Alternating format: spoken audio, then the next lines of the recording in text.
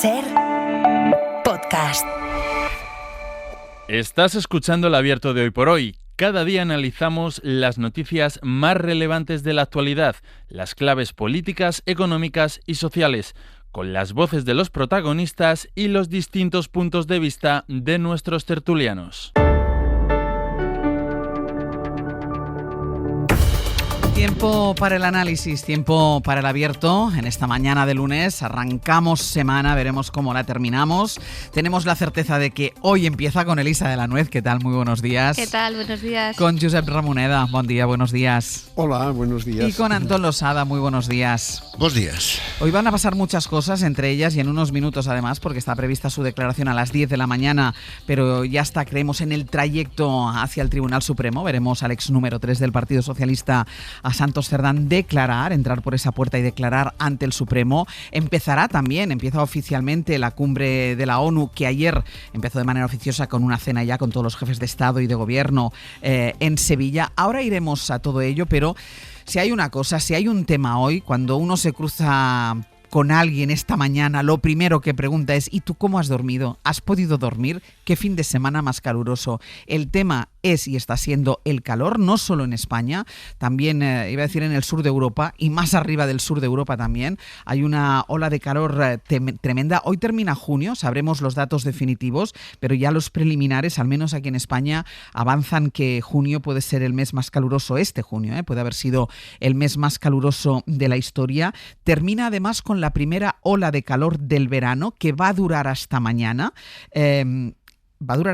Pero antes nos decía Carbó, no quiere decir esto que vayan a bajar mucho las temperaturas. Vamos a recuperar cierta normalidad, que es las temperaturas habituales de un mes de julio, que ya son altas de por sí. Es decir, no es que vaya a haber una caída brusca, sino que vamos a recuperar cierta normalidad después de esta ola de calor. Todas las comunidades hoy también están en alerta por calor, salvo Canarias, más de 1.000 municipios de toda España. Así que vamos a hacer una cosa, que es vamos a hacer un repaso a nuestros compañeros de las distintas emisoras de la SER para nos cuenten qué ha sido y qué está siendo esta ola de calor que está suponiendo. Y nos vamos a ir en primer lugar a Andalucía, porque ha sido allí donde este fin de semana se ha batido el récord de temperatura en un mes de junio, en un pueblo de Huelva, en el Granado. El termómetro ha llegado a los 46 grados. Hasta ahora el récord de calor en este sexto mes del año los tenía Sevilla con 45,2. Bueno, pues el Granado en Huelva, este fin de semana, 46. Redacción en Andalucía, Elena Carazo, buenos días. Buenos días, da miedo, pero viendo el calor que hemos pasado ayer, lo que nos queda por delante, creo que podemos superarlo. Ha sido un fin de semana infernal, de los que nos recomiendan que no salgamos de casa a menos que sea para buscar una piscina o irnos a la playa. Además, hasta el viernes nos vamos a tener alivio, así que hoy estamos en aviso naranja en todas las provincias, salvo en Málaga y en Almería, con máximas de 42 grados previstas en Sevilla, 41 en Córdoba, pero es que las mínimas no nos dan respiro, no bajan de los 25 grados, por lo que dormir se hace casi imposible. Botella de agua fría, abanico y la cotizada sombra de momento siguen siendo nuestros mejores aliados. Elena, gracias. Un abrazo. Las temperaturas más altas se esperan hoy también en Extremadura, con todas las comarcas en aviso naranja. En Badajoz la previsión es de 42 grados después de un fin de semana de muchísimo calor. Ayer incluso se tuvo que suspender un tren porque no tenía aire acondicionado. José Emiliano Barrena, buenos días, cuéntanos. ¿Qué tal? Buenos días. Pues sí, el Albia, que tenía que haber salido alrededor de las 6 de la tarde de este domingo, no lo hacía por problemas con el aire acondicionado. Previamente otro tren que tenía que haber venido de Madrid hasta Badajoz tampoco lo hacía por el mismo problema. Aquí el 112 activa desde la 1 de la tarde y hasta las 9 de la noche la alerta naranja por calor, donde se espera llegar en algunos puntos de la comunidad a 42 grados. Este pasado domingo Mérida, por ejemplo, registraba la máxima temperatura con 43,6 grados en una jornada muy calurosa que ha llevado a que se declarasen hasta 5 incendios forestales. Y en Murcia, gracias José Emiliano, en Murcia se suele registrar algunas de las temperaturas más altas de España. El aviso es amarillo, pero se pueden alcanzar los 39 grados. Juanjo Asensio, Radio Murcia, ¿cómo ha sido la noche? Uy, pues ha sido una noche dura, la verdad, porque al calor, algo que ya es severo de por sí, hay que sumarle la humedad, ¿no?, que se registra en algunas zonas y que empeora esa situación y la sensación térmica.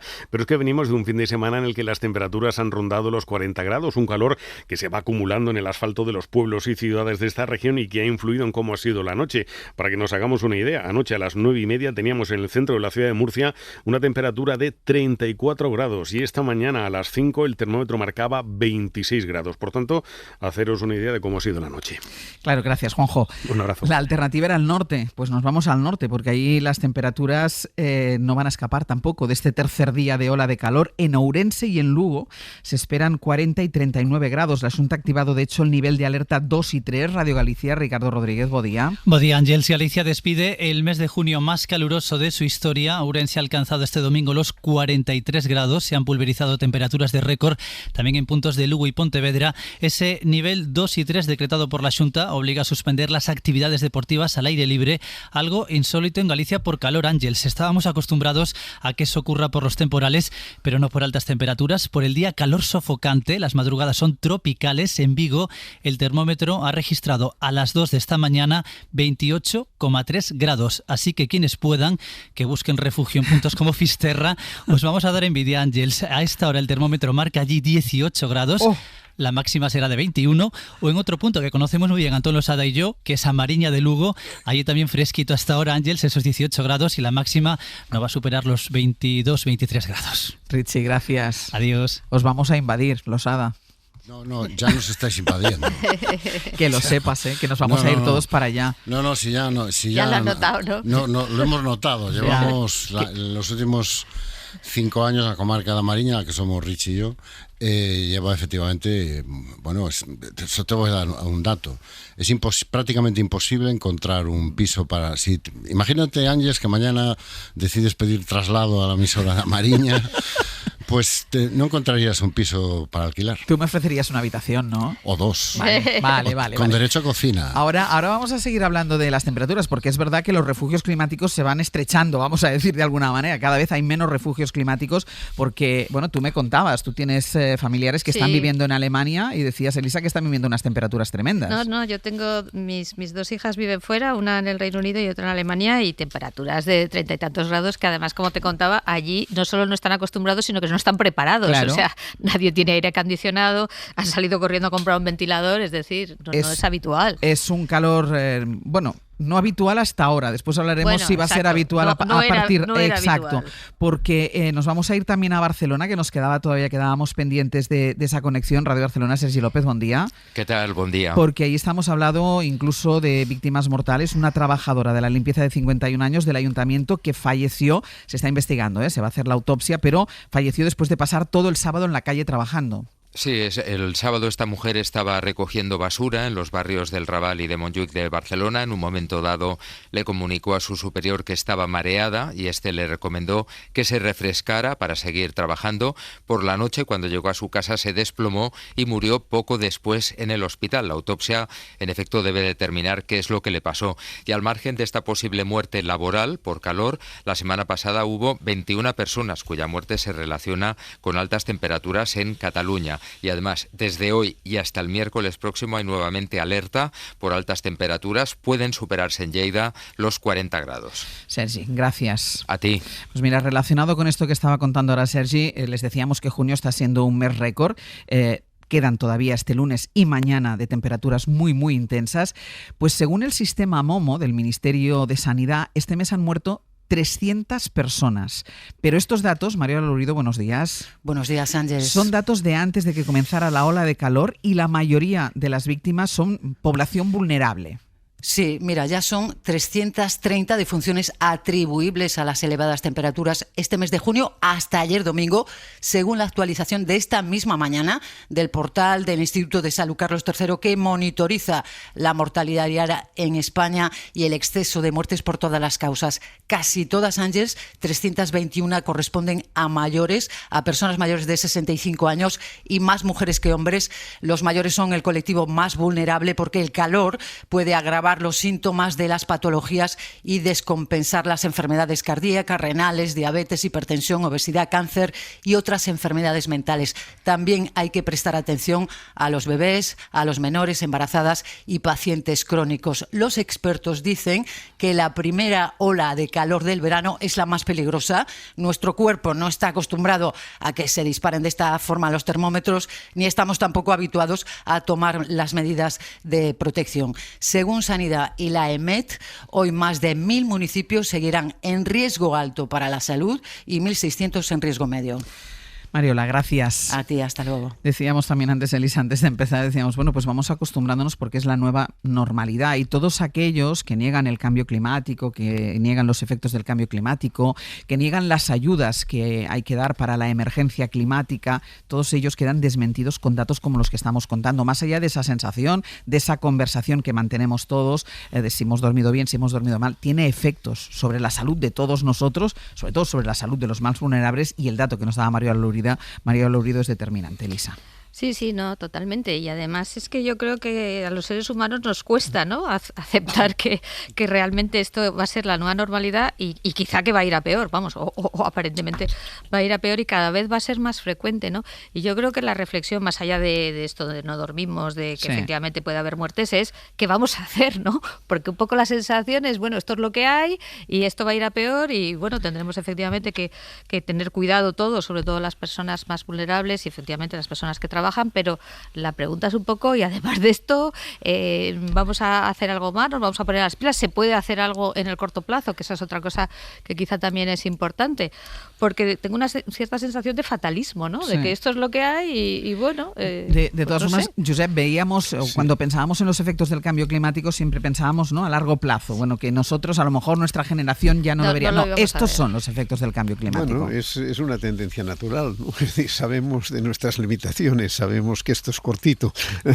que pasa deprisa y que no dura demasiados años, y hay una cierta tendencia a asumir las cosas con fatalidad, pero en fin, tenemos al mismo tiempo recursos suficientes, que son recursos contradictorios, porque en buena parte son la causa de esta aceleración de las temperaturas y de otros desastres que están pasando, pero también tenemos capacidades importantes de resistir y de protegernos, y parece que no nos lo acabamos de creer, y que solo en el momento en que pasamos unas noches sin poder dormir, entonces cunde la alarma, pero tampoco da la sensación de que esto nos permita superar cierto fatalismo, ¿no? En cualquier caso, siempre la cuestión del cambio climático ha sido sí, pero no mucho más del sí, pero no pasa nada, Antón. Bueno, hasta que vengan 3 días seguidos de lluvia y adiós muy buenas. Y se nos olvide. Bueno, como pasó con la sequía. Claro. O sea, de todas las alertas por sequía desactivadas, porque es verdad que ha habido una primavera muy lluviosa, y yo creo que nadie está pensando en que la sequía va a volver. Claro, hasta que vengan 3 días seguidos de lluvia o 4 días seguidos de temperaturas bajas, o uno de estos influencers rescate que en 2 días de mayo del año 1930 y no sé qué hacía más calor. También hacía más calor, claro, sí. Incluso más calor, pues claro, porque se confunde el clima con la meteorología, ¿no? Y pensamos que el cambio climático es una cosa que es como de un día para otro, ¿no? Entonces nuestra idea sobre el cambio climático va en función del tiempo que hace ese día. Es que cuántas cosas hemos ido inventando para hacer más o menos soportable andar por ahí, ¿no? Hemos creado religiones, ideologías, todo tipo de cosas para ir pensando, bueno, esto irá mejor, o tendremos una redención, o tendremos, pues la naturaleza se empeña, ¿no? Antón. No, decía que la cuestión es simplemente una cuestión de reparto de costes, ¿no? Que es lo que no acabamos de afrontar, entre otras cosas porque los que más deberían soportar esos costes, que son los que más se han beneficiado de un determinado modelo de desarrollo, se niegan a asumir esos costes. Nosotros, los países ricos, nos negamos a asumir esos costes, transferimos buena parte de esos costes o pretendemos transferírselos a los países pobres, ¿no? Igual que dentro de nuestras sociedades se pretende que el coste fundamental de tratar de revertir o por lo menos ralentizar eso que llamamos cambio climático al final lo acabe pagando pues las clases medias y bajas, en lugar de las clases que más directamente se han beneficiado de este tipo de este modelo de desarrollo, ¿no? Porque ese es nuestro problema. O sea, es que esto lo estamos produciendo nosotros. Es consecuencia de nuestro modelo económico. Es una consecuencia directa de nuestro modelo económico. Y lo más sorprendente es que cada vez hay más voces que dicen, bueno, vale, pues si es una consecuencia del coste económico, pues adelante, que para eso está la tierra. ¿no? Esta sensación de que la depredación sistemática del planeta, de los recursos naturales, de la sostenibilidad, es una consecuencia lógica de nuestro modelo económico y, oye, mientras funcione, mientras dure, pues adelante. Que es seguramente el cambio más importante que se ha producido en los últimos años, sobre todo a partir de la pandemia, cuando volvió con fuerza el pensamiento científico o precientífico y el mundo parece que retrocedió a una especie de Edad Media. Yo cada vez me siento más un personaje de la Edad Media rodeado de inquisidores y cazadoras de brujas y brujos por todas partes, y donde la ciencia es un dato más dentro de una conversación pública fluida, como se dice ahora, donde da igual la formación que tengas, los conocimientos que tengas, la capacidad de argumentar que tengas, los datos que manejes, sino que cuenta más pues el número de seguidores y la cantidad o la convicción con la que eres capaz de transmitir tu ignorancia a los demás. Algo muy humano, que es la negación de límites, ¿no? Uno de los problemas fundamentales en las relaciones humanas, en la construcción de las sociedades, es la negación de límites, creer que todo es posible, que todo nos está permitido. Pues no todo es posible, ¿no? Sí, no, que quería comentar que efectivamente hay una cosa que es importante también, ¿no? Las medidas a corto plazo, que son efectivamente las que suelen impactar más en las clases, digamos, medias y bajas, ¿no? Vamos a prohibir los coches diésel, ya, pero es que justo los que tienen el coche diésel no son la parte más rica de la sociedad. Pero los Ferrari no son diésel. Efectivamente, ¿no? Pero quizá también es interesante hablar un poquito más del medio plazo, que estoy totalmente de acuerdo, que es muy difícil para un ser humano pensar en el medio plazo, ¿no? Porque uno piensa en los términos de su vida o de su generación, como mucho de la de sus hijos. Y yo creo que eso sí que es una cosa que quizá deberíamos intentar más en el debate público, que es, tenemos el problema al corto plazo, que es más o menos el que hemos dicho, y que tiene connotaciones políticas y económicas muy importantes, pero también tenemos un tema a medio plazo, y quizá ahí sí que podríamos a lo mejor estar un poquito más de acuerdo, porque no nos impacta tan directamente, y es saber lo que se podría hacer, y sobre todo partiendo de una cosa que también dice Antón, ¿cuál es la evidencia empírica que tenemos, ¿no? Más allá, digamos, de las anécdotas o de los influencers, ¿cuál es la evidencia empírica que tenemos y qué es lo que a medio plazo se podría hacer, también desde el punto de vista de la tecnología, ¿no? Porque yo, por lo que he leído, sí que puede haber, con un poquito más de tiempo, alguna solución más de tipo tecnológico que no tenga ese impacto tan grave, digamos, en la parte económica o en la parte del corto plazo, porque es muy difícil, esto es como lo de las pensiones, con perdón, es que es muy difícil que un gobierno democrático vaya en contra de una mayoría de la población que quiere seguir viviendo razonablemente bien, a pesar de que sabe o puede intuir que sus hijos o sus nietos van a tener un problema grave con el cambio climático, ¿no? Vamos a hacer una pausa. A la vuelta nos vamos a ir a Sevilla. Hemos ido para hablar de calor y en medio de ese calor se está celebrando hoy, empieza oficialmente esa cumbre de Naciones Unidas, donde, por cierto, se habla también de crisis climática, se habla de esos países a los que hay que ayudar para combatir la crisis climática y se habla también de cómo Donald Trump, que no está presente en esta reunión, ha recortado cualquier tipo de ayuda.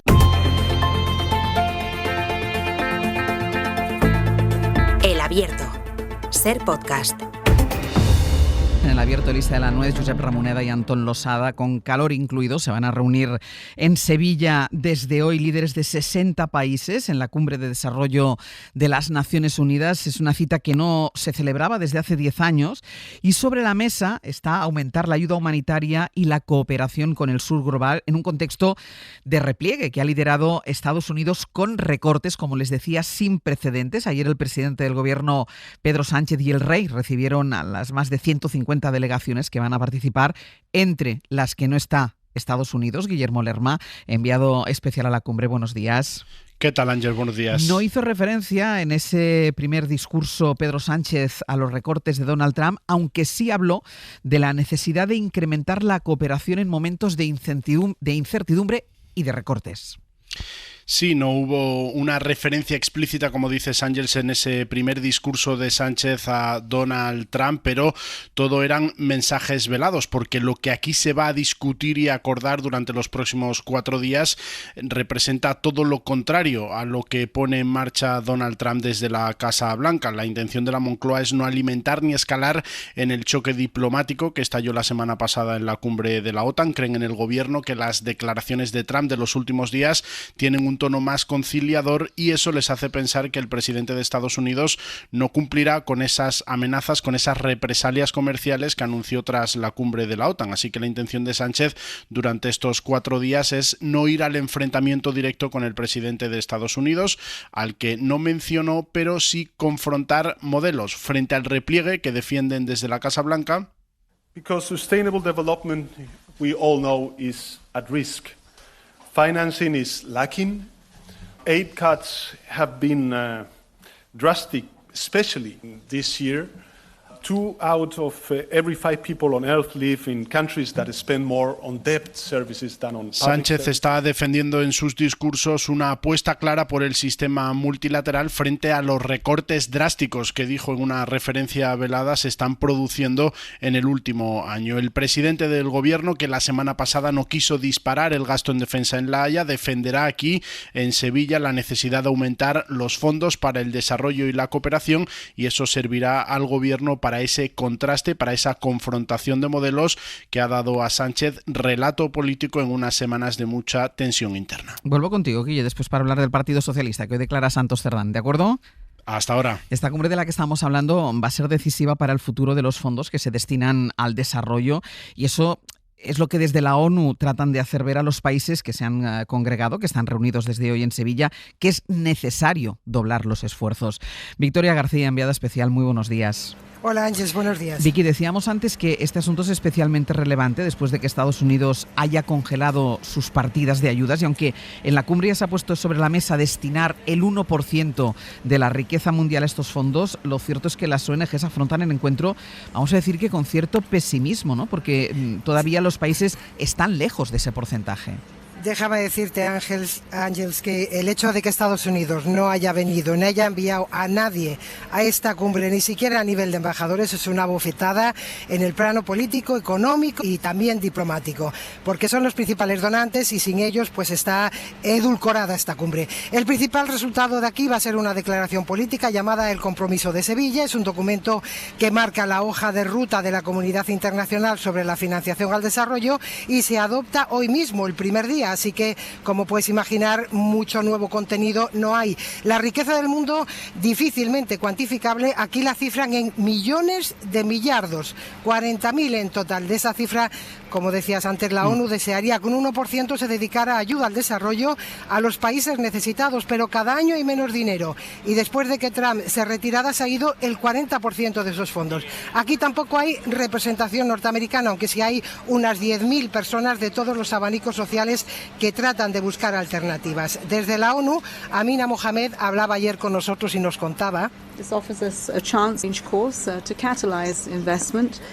Se trata de catalizar las inversiones que haya, pocas, muchas, llevarlas a los sitios que realmente son necesarias. Aquí muchos países africanos presentes, sobre todo los receptores de esa ayuda al desarrollo, y un panel que empieza ahora en nada, en 15 minutos. Ángeles. Pues estaremos pendientes de todo lo que pase en Sevilla con esta cumbre. Vicky, gracias. Un saludo. Sistema o defensa del sistema multilateral. Escuchábamos a Pedro Sánchez frente al repliegue o los recortes de Estados Unidos, pero claro, la no presencia, la ausencia de la delegación de Estados Unidos, que como nos decía Josep ahora, Vicky, desde Sevilla, ni siquiera ha mandado representación a nivel de embajador, bueno, pues hace que se afronte, y así lo hacen las ONGs, con mucho pesimismo.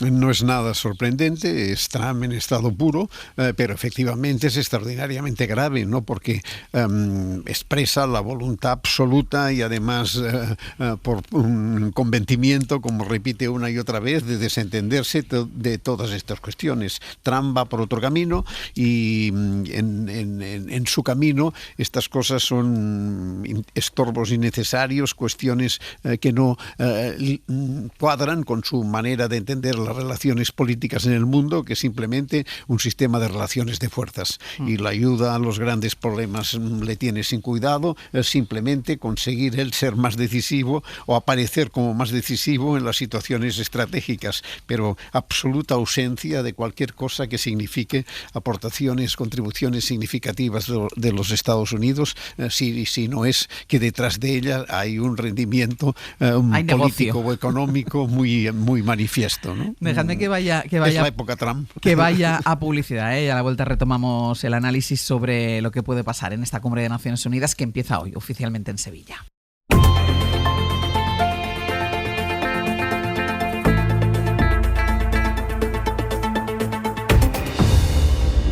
Abierto Elisa de la Nuez, Josep Ramoneda y Antón Losada, hablando del inicio y de manera oficial de la Cumbre de Desarrollo de Naciones Unidas en Sevilla, con la ausencia de quien ha recortado y de quien propone el repliegue, que es Estados Unidos, con Donald Trump a la cabeza, y frente a eso la propuesta que lanzaron ayer tanto el presidente del gobierno Pedro Sánchez como el rey Felipe VI, que asistió a esa cena de inauguración, de defensa del sistema multilateral. Y terminaba diciendo Ramoneda, bueno, pues es la era Trump. Sí, es que es un problema muy similar al que analizamos la semana pasada. Pues Estados Unidos se ha ido y hasta dentro de 3 años y pico no va a volver, si es que vuelve. Durante esta administración, durante los 4 años de Trump, Estados Unidos no está para la política internacional, no está para alianzas, no está ni para defensa, ni para cooperación, ni para cambio climático, ni para investigación tecnológica, para nada, no está.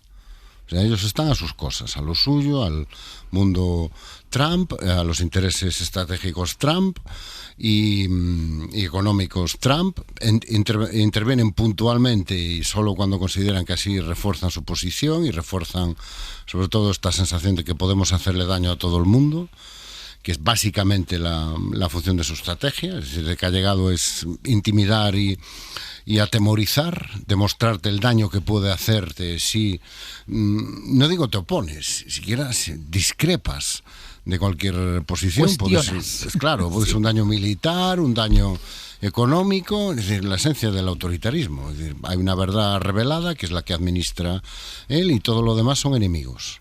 Y como son enemigos pueden ser eliminados por cualquier medio necesario.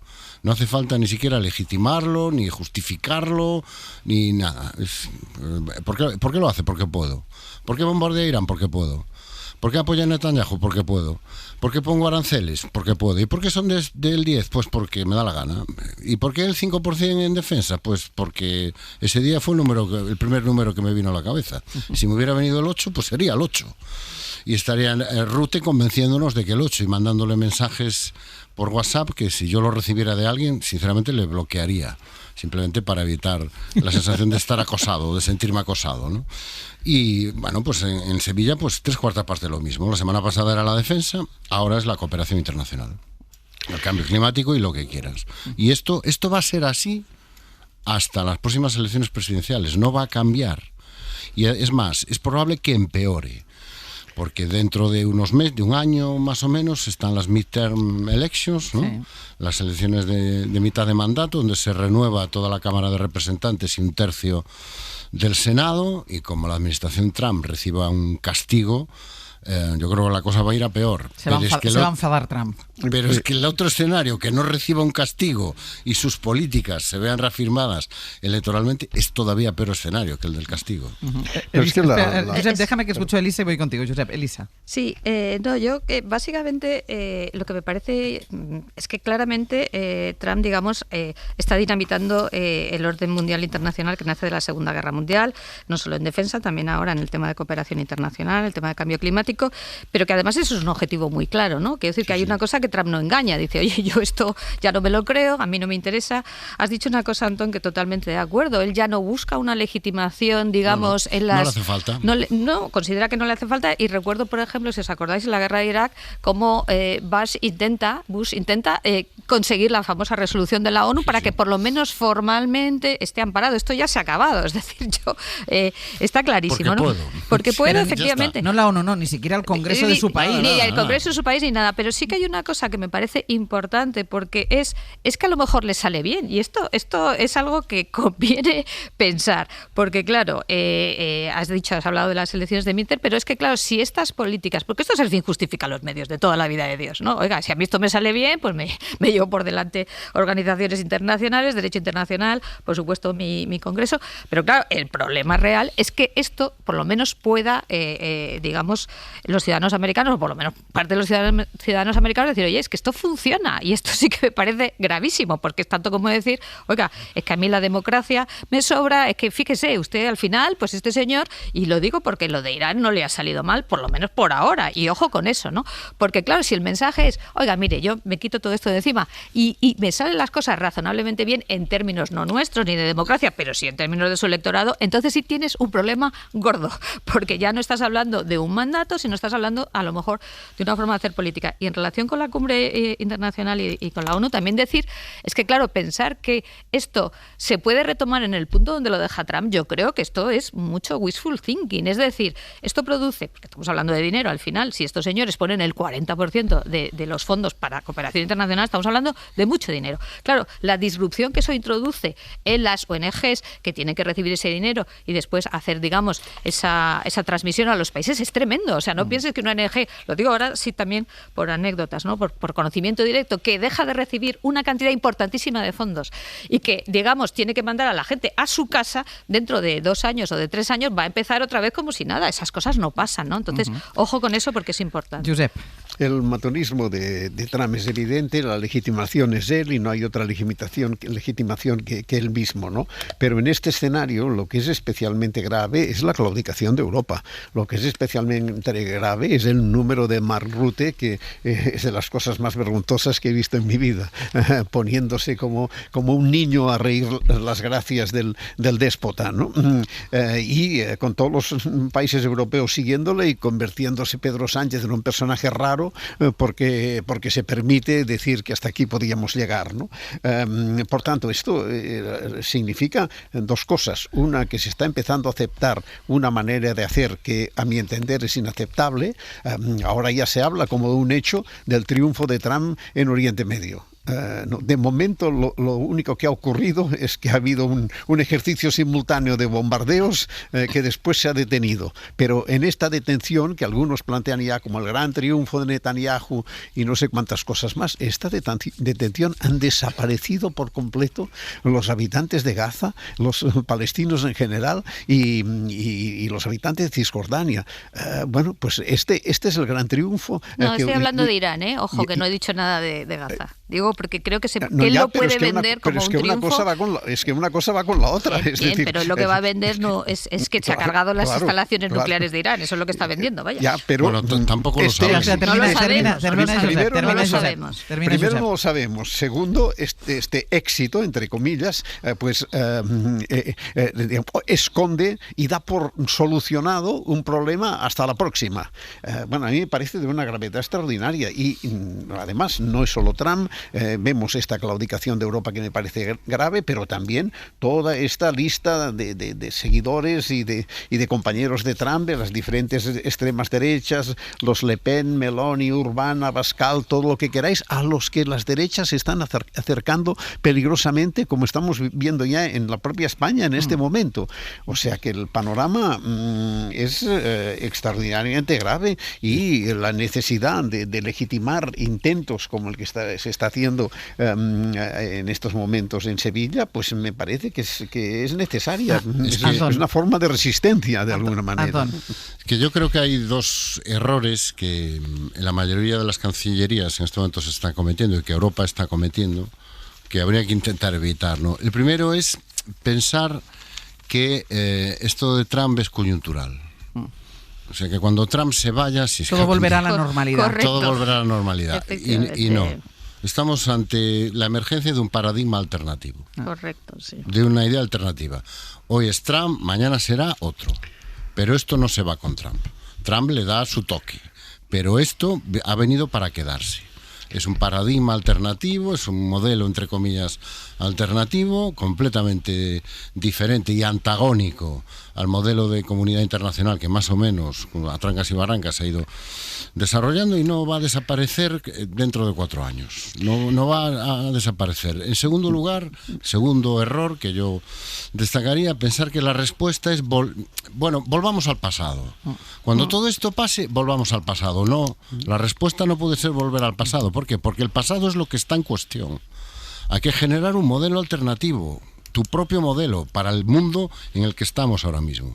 Y ese mundo pasa fundamentalmente por asumir una cuestión que nos va a salir a todos más caro. Sí, ¿Queremos cooperación internacional? Pues habrá que pagarla. ¿Queremos que la cooperación internacional no baje sus estándares? Bueno, si Estados Unidos ha ido, alguien tendrá que poner el dinero. ¿Queremos tener un pool de defensa común? Bueno, si la OTAN ya no es lo que era y Estados Unidos ya no quiere estar ahí, o solo quiere estar ahí para tener una cartera de clientes para su complejo tecnológico militar, bueno, pues tendremos que sustituir esos recursos con recursos que aportemos nosotros. Y con pero Antón, yendo solo al final, esta cuestión, este cambio de fondo se funda en una cosa muy seria, que es un cambio de modelo económico, de paso del capitalismo industrial al capitalismo digital, y un cambio de modelo político, que es el paso de la democracia al autoritarismo.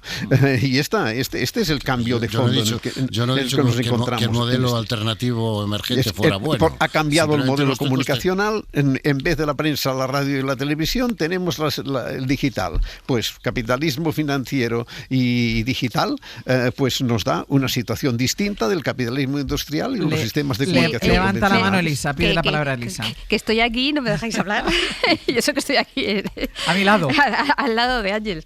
Estoy totalmente de acuerdo con Antón. Yo creo que efectivamente no se puede volver al pasado, y lo que todo esto demuestra es que hay que repensar ese modelo, digamos, de después de la Segunda Guerra Mundial en todos los ámbitos, pero particularmente en el ámbito de la ONU, y esto de pensar se va Trump y volveremos, esto no va a pasar. Segundo, una cosa muy importante que también has dicho, si tú quieres sustituir o digamos hacer el papel de Estados Unidos, te va a tocar poner dinero, porque claro, la resistencia simbólica está muy bien, sí, pero claro, al final ese 40% de fondos que no van a cooperación internacional, ¿quién lo pone? Si vamos en serio, hay que poner dinero, y efectivamente esa es la prueba de fuego de que realmente te lo tomas en serio. Y lo último, es que claro, una vez que tú haces yo creo que es una especie de revolución, el trumpismo, digamos, ese desmontaje, ¿no?, de la democracia liberal tradicional, los contrapesos, el checks and balances, el Poder Judicial, el Congreso, es que se lo pones en bandeja al siguiente, porque qué político, por muy bien intencionado que sea, no va a pensar esto es un chollo, porque puedo gobernar sin el Congreso, porque no tengo que rendir cuentas a nadie, porque aquí se hace lo que yo digo. Es que incluso el demócrata, digamos, más, no sé cómo decirlo, más honesto, la tentación de utilizar esto es tremenda. E insisto un poco en la idea, si encima tu electorado o la ciudadanía americana, que es de la que estamos hablando, puede percibir que ya le vale, porque en el fondo esto no ha ido mal, entonces tienes un problema efectivamente de cambio de modelo, pero un cambio de modelo, llámalo iliberalismo, populismo, autocracia, me da igual, y esto no es fácil de revertir. Y yo creo que en eso estoy totalmente de acuerdo contigo. Antón, no sé si yo lo que no tengo claro es que se puede decir que esto no está yendo mal, pero bueno. Bueno, he insistido un poco en la idea de que es la percepción no tuya ni mía, sino que pueda tener la ciudadanía americana. Antón, y cierro contigo, Antón. No, sí, yo creo que hay que insistir mucho en la clave de que la respuesta a lo que está pasando no puede ser volvamos a la casilla anterior. Volvamos a la OTAN anterior, volvamos a la Unión Europea anterior, volvamos a la conferencia o a la ONU anterior. Necesitamos generar cambios y reformas en ese tipo de estructuras. La OTAN no puede seguir igual. Y no me parece que Rutte tenga el perfil adecuado para los cambios que la OTAN necesita. Si queremos asegurar una estrategia de defensa que no dependa de quién sea presidente de los Estados Unidos. Igual que la Unión Europea, el otro día lo apuntaba la von der Leyen, ¿no? Oiga, pues si Estados Unidos no quiere comerciar con nosotros o quiere jugar a otra cosa, pues tendremos que reorientar nuestros mercados, que el mundo es muy grande. Y hay muchísimos mercados potenciales que están deseando llegar a acuerdos con nosotros, igual que nosotros deberíamos estar llegando a acuerdos con ellos. ¿Por qué? Porque el mundo ha cambiado.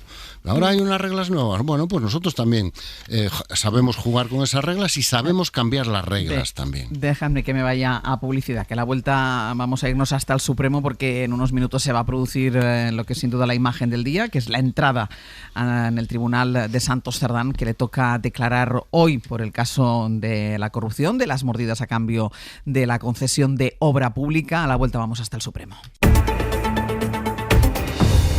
en el abierto Elisa de la Nuez, Josep Ramoneda y Antón Losada. Vamos con lo que va a ser la otra imagen del día en España, que se va a dar en el Supremo. Declara Santos Cerdán como imputado por esa trama de cobro de comisiones a cambio de la adjudicación de obra pública, que también salpica, ya saben, al exministro José Luis Ábalos y a quien fue su asistente en el ministerio, a Koldo García. Miguel Ángel Campos, buenos días. Buenos días, Ángels. Es una cita que genera muchísima expectación. Fue el propio Cerdán, recordemos, quien pidió que su comparecencia se retransmitiera en directo, algo que el Tribunal Supremo ha rechazado. Lo que sabemos por el momento es que Santos Cerdán va a intentar desvincularse de todo, negando su participación de esa trama de corrupción, no reconociendo incluso su propia voz en esos audios. Sí, no lo tiene fácil, porque en esta declaración, que comenzará en cerca de media hora ante el Tribunal Supremo por organización criminal y cohecho, por esos dos delitos está imputado el exsecretario de Organización del Partido Socialista, se va a escuchar preguntas del tipo que de explicaciones a aquellos audios, ¿no? Son 550.000 y de ahí descontamos. Voy a por todo. O en estas reuniones no se habla de dinero, como llegó a amenazar a Koldo García. Bien, según su defensa, el argumento que va a emplear es que no se reconocen esos audios, va a negar absolutamente todos los los hechos que le involucran en esta supuesta trama de corrupción, e incluso pues va a intentar argumentar contra ese contrato hallado en la sede de Servinavar, merced al cual obtenía el 45% de esta empresa navarra bajo sospecha. Él va a decir que como es a elevar escritura pública y por tanto carece de validez, algo que discuten los investigadores. Veremos qué es lo que sucede en esta manifestación, en esta declaración como imputado ante el Tribunal Supremo. La llegada de Santos Cerdán es inminente, ha salido de su casa hace aproximadamente 15 minutos y hay decenas de medios de comunicación esperándolo aquí a las puertas del Tribunal Supremo para que haga su entrada y declare por fin como investigado ante el juez del Supremo, Leopoldo Puente. Pues veremos qué pasa en esa entrada, si hace algún tipo de declaración y qué es lo que dice ya dentro de ese Tribunal Supremo. Gracias, Campos. Veremos también, porque lo que está claro también es que el juez Leopoldo Puente además le va a grabar con medidas cautelares. Como mínimo, Ángels le va a imponer las mismas medidas cautelares que ya impuso a Ábalos y a Koldo García para asegurar su presencia ante la justicia. Le va a imponer como mínimo esa retirada del pasaporte, prohibición de salida del territorio nacional y comparecencias periódicas ante el juzgado más cercano a su domicilio. Que son las medidas cautelares que, como decía Campos, ya tienen aplicadas tanto Koldo García como José Luis Ábalos. Pues Campos, quedamos pendientes, cualquier novedad nos pides paso. Hasta luego. Venga, hasta ahora. Este caso ha traído, ya saben, cambios en la ejecutiva del PSOE, cambios que se harán oficiales este sábado. Se reúne el Comité Federal del Partido Socialista, pero más allá de las modificaciones en el organigrama que vamos a conocer cuando termine la semana, los socialistas estudian también toda una batería de medidas para evitar que este tipo de casos de corrupción vuelvan a ocurrir. Guillermo Lerma, vuelvo contigo. Son medidas que se basan en reforzar la vigilancia interna del partido con mecanismos de control que permitan detectar estos casos, pero también apuestan por endurecer el código ético, algo que se plantea después de la indignación que han provocado en el partido los audios entre Ábalos y Koldo. Audios en los que esos dos personajes clave de la trama, Ábalos y Koldo, hacían comentarios vejatorios sobre la mujer y que provocaron una gran indignación interna en las filas del partido, donde se ha llegado a la conclusión de que hay que adoptar medidas no solo para endurecer esos controles ante posibles casos de corrupción, sino también para que comportamientos denigrantes como estos del exministro y su principal asesor sean incompatibles con la militancia. Sánchez, que sigue sin desvelar su apuesta para la Secretaría de Organización. Ese será uno de los cambios más relevantes que tiene que encarar el secretario general, que pretende además que la cita del próximo fin de semana sirva para proyectar un nuevo PSOE. Así que más allá de ese relevo de Santos Cerdán, en Ferraz esperan que haya nuevos perfiles que asuman una mayor cuota de protagonismo en la Ejecutiva Federal. Suenan nombres como el de la valenciana Pilar Bernabé, la delegada del Gobierno, la diputada del PSC Montse Mínguez, también la alcaldesa de A Coruña, Inés Rey, o el secretario de Estado, Arcadi España. Los socialistas intentan durante estos días poner el foco en la reacción política al escándalo para intentar alejarse de todo el recorrido judicial. Ayer, de hecho, la vicepresidenta y número 2 del partido, María Jesús Montero, preguntada por qué esperaba de la declaración del exsecretario de organización, se limitaba a pedir colaboración con la justicia. Tranquilidad, nosotros no esperamos ninguna cuestión particular de la declaración del señor Santos Cerdán. Si me apuran, pues invitarle a que colabore con la justicia, que es lo que está haciendo el Partido Socialista, para que desarrolle todas las investigaciones que crea oportunas y al final, si hay personas que se han apartado de una conducta conforme a ley, pues evidentemente que paguen con sus consecuencias. El partido asume que hoy tendrá que digerir un trago amargo más, el de ver a otro exsecretario de organización, el segundo, haciendo el paseillo hacia el Tribunal Supremo. En la Moncloa, eso sí, aseguran que no temen que la declaración de hoy de Cerdán pueda hacerles más daño del que ya les ha provocado su implicación en la presunta trama corrupta. Guille, gracias. Hasta luego. Lisa, entendemos que toda esta estrategia de defensa de Santos Cerdán, de no reconocerse su voz en los audios, de desvincularse de cualquier comportamiento corrupto dentro de esa trama que implica también a José Luis Ábalos o a Koldo García, todo esto es una fórmula para dilatar el tiempo, ¿no? Para dilatar el proceso.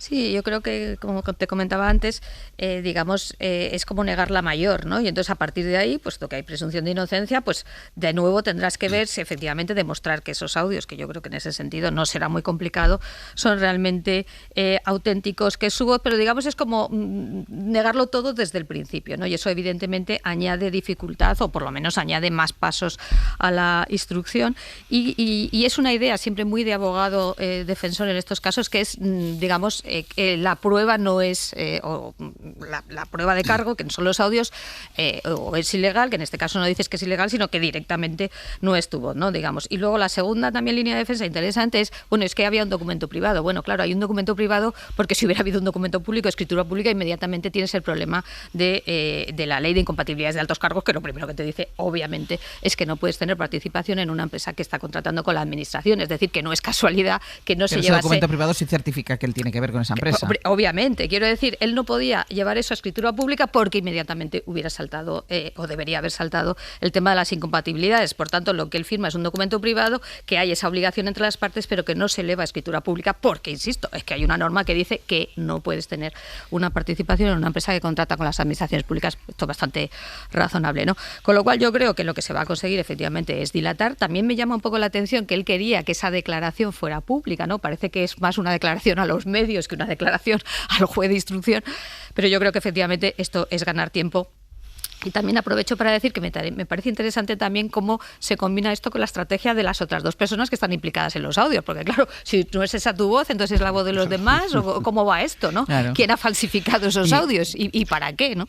Es interesante. Y luego, Antón, está el Partido Socialista, entiendo que conteniendo la respiración mientras se produce todo esto, y esa iniciativa de, que es que me ha hecho gracia, lo de medidas que se basan en reforzar la vigilancia interna del partido. Hombre, a lo mejor ya debería haber esas medidas internas. De hecho, existen, solo en el Partido Socialista, sino en todos los partidos. Existen, pero no funcionan. A mí me ha llamado más la afirmación que nos contaba el compañero de que, bueno, la de Cerdán ya no nos va a hacer mucho más daño. Sí, exacto. Pues nada, oye. O sea, si esa es la mentalidad con la que afronta esta situación, auguro graves problemas para el Partido Socialista.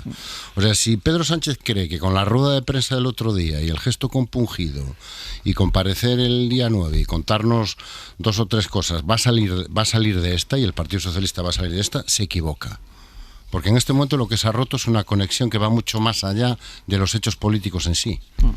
Una conexión que había hecho que muchos de sus electores y muchos de sus hipotéticos votantes estuvieran completamente alineados con el discurso de la fachosfera, todos son rumores, esto está blindado, aquí no hay corrupción, y ahora eso se ha roto.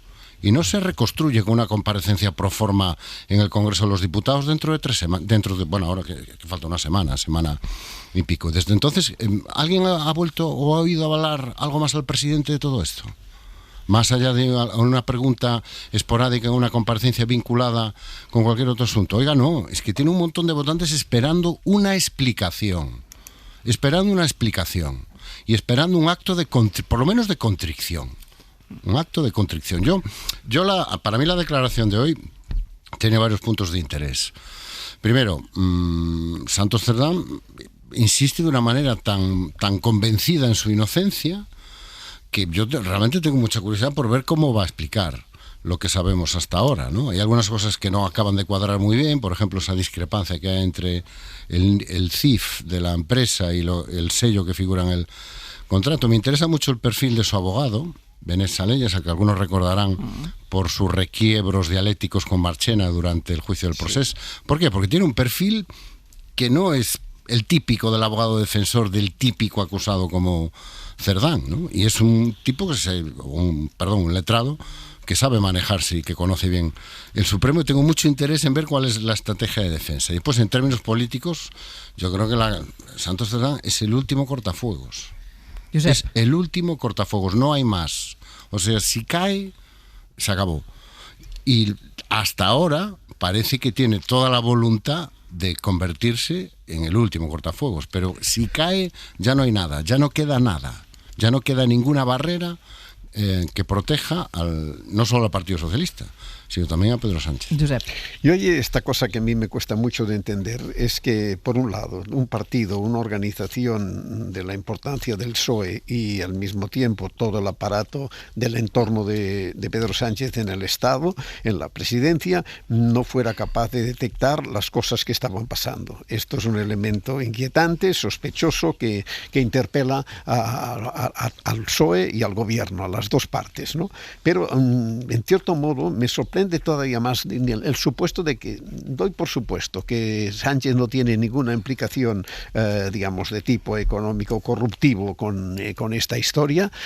Aún me cuesta más entender que un personaje con Sánchez, que ha demostrado perspicacia, sensibilidad, no se diera cuenta del personaje siniestro al que había hecho confianza, no se diera cuenta de que era un tío que se la podía jugar en cualquier momento. Esto es la parte, digamos, en cierto modo que más me sorprende de una historia que de arriba abajo es un disparate, pero ¿cómo se puede justificar que le haya tenido allí todo este tiempo sin darse cuenta de nada, ni de los hechos objetivos, ni del carácter del personaje, cómo se puede hacer confianza a un personaje como este? No sé, a veces la sensibilidad según el lugares que se ocupa se pierde o alguna cosa extraña ocurre, ¿no? Pero para mí esta es una de las partes más sorprendentes de una persona hábil y perceptiva como Sánchez, que se deje atrapar por un personaje como este, ¿no? Sí, no, yo quería contestarte. Yo creo que porque le resultó útil, porque era un perfil que no creo que engañase a nadie, pero era un perfil que le ha resultado útil muchos años, y de ahí viene la responsabilidad. No creo que engañase a nadie, pero parece ser que engañó a todo el mundo. Bueno, es verdad que a Pedro Sánchez le engañó, pero a todo el entorno, o sea, a toda la cúpula del Partido Socialista. Yo discrepo con eso, y ahora voy al tema. Una cosa es que no lo digas porque no te atreves, y a eso iba, los contrapesos internos, y otra cosa es que no pienses porque vamos a ver, hay cosas como los signos aparentes de riqueza. Esto es como, oiga, este señor lleva un tren de vida que no corresponde con el sueldo, que eso cualquier persona que está cercana a alguien sabe, oye, si este señor tiene un sueldo del partido de diputado, ¿cómo vive así? O, digamos, el tema de ávalos con las mujeres. Son cosas que son difíciles no ver. Otra cosa es que tú no te atrevas a decirlas, y eso es diferente. No me refiero a la parte de corrupción, me refiero a la parte de carácter del personaje. Hombre, otra cosa es que tú digas, estas son personas de confianza del presidente o de confianza del secretario general, y yo no me atrevo a decir, oiga, a mí me parece que estas conductas o me parece tal, y eso creo que tiene que ver, y por eso quería incidir en el tema de los contrapesos internos. Los contrapesos internos tienen que funcionar. Tener un código ético es fenomenal, pero si el código ético no se aplica a según qué personas, o yo no me atrevo a decir, ojo, que a lo mejor esta persona tiene una conducta, o a mí me parece, porque esta persona, insisto, está protegida, no funciona en absoluto. Entonces, a mí sí me interesa mucho, pero eso he hablado de las claves, decir, es que claro, los contrapesos internos es poder tener la libertad de decir cosas como pueden ser, oye, que a lo mejor tienes que investigarlas o tal, pero que yo pueda decir, a mí me parece, o a mí tal, y esa es algo que yo creo que ni en el Partido Socialista, ni probablemente en ningún partido, sobre todo por esa estructura caudillista jerárquica, digamos, las personas que están allí, que puedan puedan tener dudas, digo dudas sobre el carácter o sobre la conducta, insisto, no sobre la parte de corrupción, pero sí sobre la parte, digamos, más visible, que no es tampoco tan difícil de ver, con perdón. Eso no se puede, digamos, llevar a ningún sitio porque piensas, oye, ojo con esto y tal. Y yo la impresión que tengo después de haber oído a muchas dirigentes femeninas del Partido Socialista es que esto sí se sabía, pero que no te atrevías, insisto, la parte del carácter y de la conducta, no te atrevías a decirlo. Y eso es muy preocupante. Por orden, Antón, primero, que querías hablar y ahora voy contigo, Josep. Antón. A ver, ya sabemos que al día siguiente siempre hay un montón de gente que ya lo sabía. Da igual el tema que cojas. Pero es que a lo mejor sí lo sabía. Sí, bueno, bueno. Es que a lo mejor sí lo sabía. Sí. Pero bueno, hombre, teníamos miedo, en fin, o sea, al día siguiente siempre hay un montón de gente que lo sabía. Todo lo que sea, siempre. Acuérdate de la pandemia. Al día siguiente ya había gente. Pero yo me refiero a cosas de conducta, siempre hay no un montón de gente de que lo sabía. Pero es que no es eso lo que está en cuestión. O sea, no está en cuestión de si Pedro Sánchez ha sido engañado o no, porque es evidente que sí. Y si no hubiera sido engañado, bueno, pues tendríamos que discutir otras cuestiones, ¿no? O sea, la posibilidad de que alguien te engañe le puede pasar a Pedro Sánchez, a ti, a mí, a cualquiera. En cualquier familia puede aparecer un cuñado que se sablea al resto de la Sí, pero yo no hablo de la corrupción, que en eso estoy de acuerdo. Hablo del carácter. O sea, tú te engañas del carácter de tu cuñado o de una persona con la que tienes una relación cercana. No te digo que robe o no robe. Sí, bueno, pues se llama decepciones personales y pasa constantemente en la vida. Constantemente. No es eso lo que está en cuestión. Eso el electorado lo valorará, Pedro Sánchez dará las explicaciones que tenga que explicar, conseguirá reconectar emocionalmente con sus votantes o no, eso es otro debate. Lo que está ahora mismo en debate es si esto afectaba de alguna manera al partido y al presidente en términos de financiación, en términos de utilización de ese recurso, del recurso de la corrupción, para mantenerse, conservar o ampliar el poder. Eso es lo que está en cuestión y eso es lo que se tiene que determinar. Si esto es un caso de una red, entre comillas, de 3 corruptos que se dedicaban a repartirse una corrupción que, por lo que sabemos hasta ahora, no es cuantitativamente una cosa realmente que les permitiera hacerse millonarios, pero sigue siendo corrupción, o se había institucionalizado de alguna manera dentro del partido, como sucedió y sucedía en el caso del Partido Popular. Eso es lo que tenemos que verificar. Es que hablamos ahora de códigos éticos. Tenía la palabra, voy con Josep y vuelvo contigo, Lisa. Josep. No, es que sencillamente es esto, es decir, a mí, dejando aparte, insisto, lo que parece increíble, que es que un partido o un equipo de gobierno no detectara estas cosas de los que se están acusando estos ciudadanos, es la cuestión personal. ¿Cómo puede generar empatía con una persona de estas características y como se está viendo cada día y como se está describiendo cada día? Y además hay que pensar que para él era un personaje que lo merecía, porque lo utilizaba de manera sistemática para afrontar problemas que él consideraba problemas principales, destacados. Pero aquí hay la percepción de Sánchez me decepciona, para decirlo de una manera rápida pero y además, sencilla, Josep, por 2 veces consecutivas. Sí, porque te iba a decir que llueve sobre mojado. Tenía el precedente de Ábalos. Es verdad que Santos Fernán ha tenido mayores responsabilidades, vamos a decir, pero el puesto ha sido ocupado, el puesto ocupado en el mismo. Y yo creo que este es un punto extremadamente delicado, que en el supuesto de que no haya implicación económica alguna, que esto evidentemente lo desconozco, si no se da este supuesto, me parece que este es el lastre que le podría impedir a Sánchez dar un paso adelante. Es que eso es lo que necesita. Es lo que necesita explicación, y eso no se explica con un código ético. No. Pero es que ni reforzando los controles internos del partido. Sí, que me toca necesita a mí una explicación en primera persona del presidente del gobierno. Bueno, pero esa explicación que tú dices de yo me he sentido engañado, él ya la ha dicho. Entonces, yo estoy con la idea de que es que hablamos de código ético, que no estamos hablando del tema de corrupción, que insisto, se verá o no se verá, no tengo ni idea. No mezclemos las dos cosas, porque aquí lo que estamos hablando es de unas conductas conductas que claramente chocan, deben chocar con el código ético, no digo ya del Partido Socialista, cualquier, digamos, empresa o cualquier lugar mínimamente decente, vamos a decirlo así, ¿no? Claro, si eso no eres capaz de verlo, no eres capaz de atajarlo, no eres capaz de ver nada, a mí estoy totalmente en la idea de que esto o es porque estas personas, que creo que es la explicación, te resultaban útiles por lo que fuera, o que realmente tienes una falta de capacidad de percepción que a mí me llama mucho la atención en dos personas seguidas y que además has viajado con ellas metido en un coche. Es decir, es que llama la atención. Y estoy totalmente de acuerdo que esas explicaciones es que son difíciles de dar y a lo mejor es que no se pueden dar. ¿Qué voy a decir? No, sabía cómo eran, pero es que mire, a mí me compensaba, claro. Esto tiene su punto. Por su parte, el Partido Popular, que celebra este fin de semana su Congreso Nacional, además con la intención de poner en marcha la maquinaria del partido de cara a un posible adelanto electoral que siguen exigiendo, pero bueno, esto lo hacían incluso antes de que estallara el caso Koldo y el caso Ábalos. Josué Coello, buenos días. ¿Qué tal, Ángel? Buenos días. Pero además del Congreso, en el PP van a agarrarse a lo que pueda decir hoy Santos Cerdán para mantener viva esta supuesta trama de corrupción durante la semana, antes de que el miércoles que viene, y lo citaban ahora los analistas de la mañana, antes de que el miércoles que viene comparezca Pedro Sánchez en el Congreso para dar explicaciones sobre este caso de corrupción. Sí, aunque con un ojo puesto en la celebración de su congreso de este fin de semana, la máxima del PP sigue siendo que no se deje de hablar del tridente Cerdán-Ábalos-Koldo. Un triángulo de tejemanejes que, según el argumentario del PP, tiene eco en Ferraz y en la Moncloa. Es decir, poniendo a Sánchez en el centro de la trama. Él es el problema, repiten desde el PP, que apuestan por perfiles duros como el de Esther Muñoz para marcar la línea del partido. Quedan muchos audios por descubrirse, muchos audios por transcribir. Vamos a seguir viendo probablemente redadas. Unas veces vemos las redadas en la sede del Partido Socialista, otras veces en ministerios de Pedro Sánchez, y esto va a ir avanzando y vamos a seguir conociendo la verdad. El único que sabe cuánto va a durar esta agonía es Pedro Sánchez. Pedro Sánchez es el que tiene que decidir cuándo pone fin a esto y convoca a los españoles a las urnas.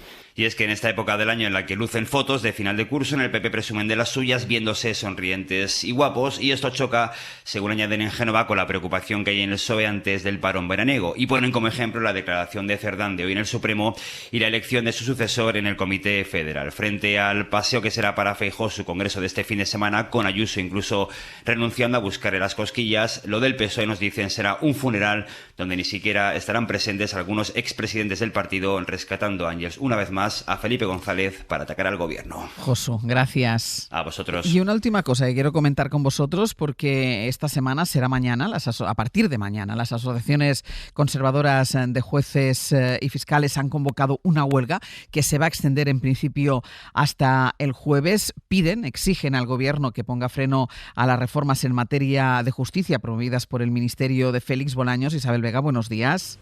Hola, buenos días. De hecho, ya viene precedida de la concentración que hubo este sábado de jueces y fiscales frente al Supremo. De todas formas, es mañana, ¿no?, cuando empieza oficialmente esa huelga, con la que quieren presionar al gobierno para que negocie cambios en esta ley.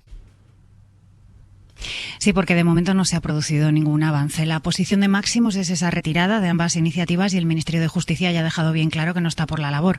Consideran, de hecho, que las críticas son infundadas. Pero hay otras reivindicaciones, como cambiar la tramitación parlamentaria de la reforma del acceso a la carrera para que no vaya por la vía de urgencia, sino por la vía ordinaria. Esto se lo planteó a Justicia el Comité de Huelga la semana pasada y tampoco tampoco es una reclamación que se haya aceptado. Llegan además los convocantes con esa sensación de respaldo tras la movilización del sábado, que eran cientos de personas las que se concentraron a las puertas del Tribunal Supremo, y con la reivindicación de su derecho a hacer huelga también como telón de fondo. Las dos asociaciones de fiscales han contestado con un recurso a una carta que envió la semana pasada a los suyos el fiscal general del Estado, recordándoles que habría que cubrir los señalamientos que los jueces no fuesen a suspender estos días. Pues estas dos asociaciones le han contestado en reposición exigiéndole que rectifique, porque dicen que ese recordatorio quiebra su derecho a la huelga. Es conveniente recordar que ni el órgano de gobierno de los jueces ni la Fiscalía General del Estado reconocen oficialmente la convocatoria, porque no hay normativa que regule el derecho de huelga en estos funcionarios públicos, que son un poder del Estado. Así que no se han fijado servicios mínimos y son las propias asociaciones convocantes las que han pautado una serie de criterios para que no se desatiendan los asuntos más urgentes. De todas formas, está por ver el impacto que va a tener este paro sobre la ciudadanía, porque ha habido huelgas con anterioridad, pero ninguna de tanta duración. Isa, veremos a ver qué pasa. Mañana seguiremos hablando. Hasta luego. Gracias, hasta luego. Me queda un minuto para cada uno y empiezo contigo. Elisa, ¿qué te parece? Sí, bueno, lo primero, y esto es muy importante, cuando habláis de asociaciones conservadoras, es la APM más 2 asociaciones de jueces, que son Francisco de Vitoria y Foro Judicial Independiente, que se consideran a sí mismos no alineadas con el PP, y esto es importante. Lo mismo que Jueces y Juezas para la Democracia lo está con el PSOE. Segundo tema, que a mí me parece que, más allá de que la huelga no sea un derecho reconocido, sea legal, que hablar es fundamental.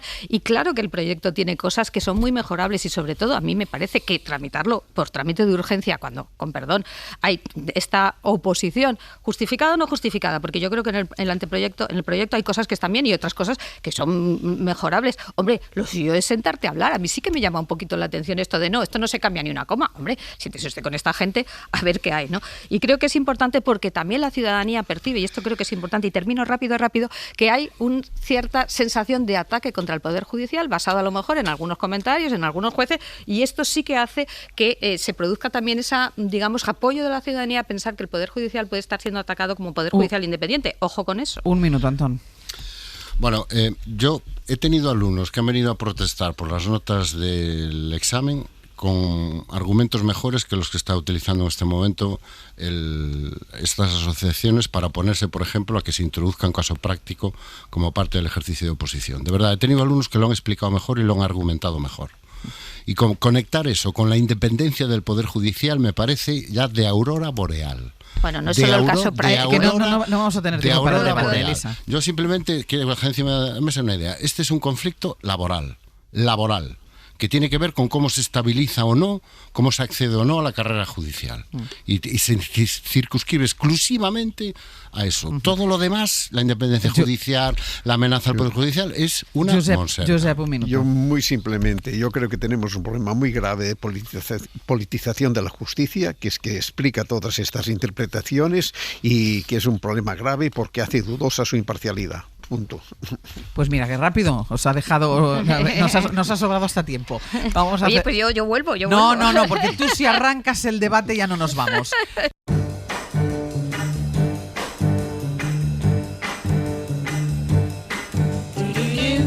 I'm coming home, baby, now. I'm coming home now, right away. Pues vamos a ir terminando ya el abierto y han vuelto. Han hecho una semana de vacaciones, entiendo que por separado. Pepe Rubio, Sergio Castro, buenos días. Separado. Cada uno por un lado. Sí. Han hecho una semana así como de aperitivo y han vuelto. Y aquí están los dos, encantados de volver, ¿no? Sí, con muchas ganas. Sí. Podríamos decir lo que dijo Fray Luis de León, como decíamos ayer, aunque solo haya pasado una semana, parece que ha sido más. Qué lejos queda el día que te fuiste. Todo queda lejos. Se ha hecho eterno. Se ha hecho eterno, ¿eh? Yo también me acuerdo mucho de ti. Yo también. Vamos a volver a la normalidad. Hoy es lunes, hoy es un día de Bopop, que está, por cierto, en La Palma. Sí. Está haciendo sus cosas, luego nos lo cuenta. Y ustedes, todas las dudas, inseguridades, incertidumbres que quieran un poco poner en papel ya bueno, dejar el boceto en papel oficial, lo pueden preguntar a Bob Pop en el 900-100-800. Todo lo que les preocupe, Bob Pop se encarga de encarrilar sus vidas. Esto es lo primero de este tramo magazine. 900-100-800 para cualquier consulta que le quieran hacer a Bob Pop. Luego, a partir de las 10:30, en medio de la mayor crisis institucional que sufren la dupla Galder Reguera y Rafa Cabaleira, por culpa del fichaje de Nico Williams, que mañana, 1 de julio, con un nuevo formato económico que libera las tensiones, el Barcelona ya puede ejecutar. Pero a ver si nos vamos a quedar sin sección nosotros. Probablemente igual Nico Williams el va al año Barça que viene y serán Laporta y Nico Williams los que hagan la dupla. Aparte de esa crisis, vamos a poner el foco en los jugadores que vuelven a casa, como por ejemplo Santiago Cazorla, que es verdad que al final de su carrera, pudiendo haber elegido jugar en las ligas millonarias que hay en Arabia Saudí, pues ha decidido devolverle al fútbol lo que el fútbol le dio, regresando al Real Oviedo. Muy bien, muy bonito. Bueno, el artesano Pablo Ortiz de Zárate nos va a hablar hoy del púrpura, el morado y el violeta, los colores del poder en el arte de reyes y emperadores. Eso está muy bien. Muy bien. Me imagino a Antón con púrpura y... Sí, porque él es el poder. Estuve interno en un seminario, entonces ya tengo práctica, ¿entiendes? Y la púrpura y yo... Hermanos, sí. Y en Mitos 2.0, no sé cómo lo tendrán nuestros tertulianos, nuestros compañeros, pero bueno, vamos a hablar de las vacaciones partidas, no son vacaciones. Pero estos sois vosotros los que tenéis que hablar de eso. Sí, porque las hemos partido. Os las habéis partido. Lo bueno de tener una sección es que ponemos todas nuestras preocupaciones en la radio. ¿Y estáis a favor o en contra de las vacaciones partidas? Siguiente pregunta. Sí. Yo lo que estoy en contra es de las vacaciones Jeta. ¿Eso qué es, las vacaciones Jeta? Es que con la excusa de no tengo las vacaciones partidas, están de vacaciones de julio a agosto. Eso también es verdad. Hay gente con la que me pasa esto. Ellos van partiendo y al final... Y claro, y tú te despistas. Del 1 de julio al 30 de septiembre nunca están. Sí, tú te despistas y dices, pero ¿tú cuántas semanas has hecho de vacaciones? No, la verdad que las partidas parece que son más. Pues eso es lo que está pasando con Pepe Rubio y con Sergio Castro. Vacaciones Jetas son lo de ellos. Eso es eso. Y bueno, basta Aleix Hildebrand, profesor de la Universidad de Carlemany de Andorra, que es experto en psicología de la salud. Muy bien, pues vacaciones partidas. Vayan ustedes pensando si les gustan más partidas o todas seguidas. Lo vamos a dejar aquí. Elisa de la Nuez, Josep Ramoneda, Antón Losada. Hasta la semana que viene. Hasta la semana que viene. Adiós. Para no perderte ningún episodio, síguenos en la aplicación o la web de la SER, Podium Podcast o tu plataforma de audio favorita.